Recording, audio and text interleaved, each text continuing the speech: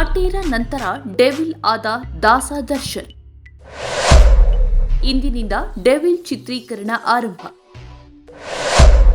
Devil ಅಖಾಡಕ್ಕೆ challenging star ಎಂಟ್ರಿ. ಕಾಟೇರ ಮೂಲಕ ಬ್ಲಾಕ್ ಬಸ್ಟರ್ ಹಿಟ್ ಕೊಟ್ಟಿರುವ ಚಾಲೆಂಜಿಂಗ್ ಸ್ಟಾರ್ ದರ್ಶನ್ ಬಾಕ್ಸ್ ಆಫೀಸ್ನಲ್ಲಿ ಸಖತ್ ಸದ್ದು ಮಾಡಿದ್ರು.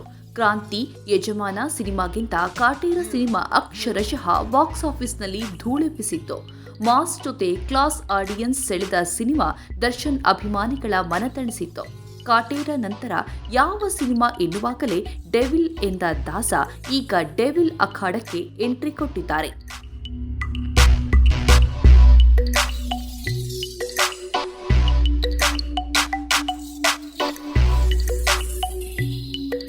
ಮಿಲನಾ ಪ್ರಕಾಶ್ ನಿರ್ದೇಶನದ ಡೆವಿಲ್ ಸಿನಿಮಾದಲ್ಲಿ ದಾಸ ನಟಿಸುತ್ತಿರೋದು ಎಲ್ರಿಗೂ ಗೊತ್ತಿರೋ ಸಂಗತಿ.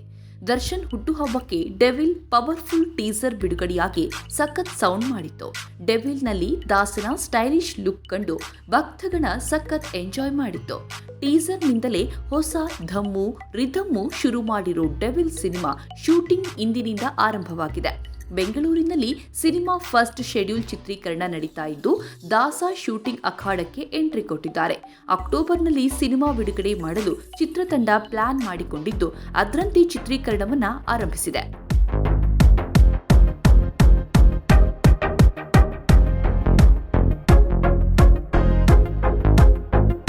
ಆಫ್ಟರ್ ಕಾಟೇರ ಯಾವ ನಿರ್ದೇಶಕರ ಜೊತೆ ದರ್ಶನ್ ಸಿನಿಮಾ ಮಾಡ್ತಾರೆ ಎಂಬ ಕುತೂಹಲ ಎಲ್ಲರಲ್ಲೂ ಇತ್ತು. ಅದಕ್ಕೆಲ್ಲ ನಿರ್ದೇಶಕ ಮಿಲನಾ ಪ್ರಕಾಶ್ ತೆರೆ ಎಳೆದಿದ್ರು. ತಾರಕ್ ಸಿನಿಮಾ ನಂತರ ಇಬ್ಬರ ಕಾಂಬೋ ಮತ್ತೆ ಬಂದಾಗಿದೆ. ಮಿಲನಾ ಪ್ರಕಾಶ್ ಸಿನಿಮಾಗಳಲ್ಲಿ ಫ್ಯಾಮಿಲಿ ಸೆಂಟಿಮೆಂಟ್ ಎಲಿಮೆಂಟ್ ಇರುತ್ತೆ. ಆದ್ರೆ ಟೀಸರ್ ಝಲಕ್ ಡಿಫ್ರೆಂಟ್ ಆಗಿದ್ದು ಕ್ಯೂರಿಯಾಸಿಟಿ ಮೂಡಿಸಿದೆ. ಇನ್ನು ಇವರ ಸಿನಿಮಾಗಳಲ್ಲಿ ಹೀರೋ ಸಖತ್ ಸ್ಟೈಲಿಶ್ ಆಗಿ ಕಾಣಸಿಗ್ತಾರೆ. ಡೆವಿಲ್ ಕೂಡ ಅದಕ್ಕೆ ಹೊರತಾಗಿಲ್ಲ. ಈಗಾಗಲೇ ರಿವೀಲ್ ಆಗಿರುವ ದಾಸನ ಡೆವಿಲ್ ಲುಕ್ಗಳು ಸಖತ್ ಸ್ಟೈಲಿಶ್ ಆಗಿದ್ದು ಸಖತ್ ಯಂಗ್ ಆಗಿ ದರ್ಶನ್ ಕಾಣಿಸ್ತಿದ್ದಾರೆ.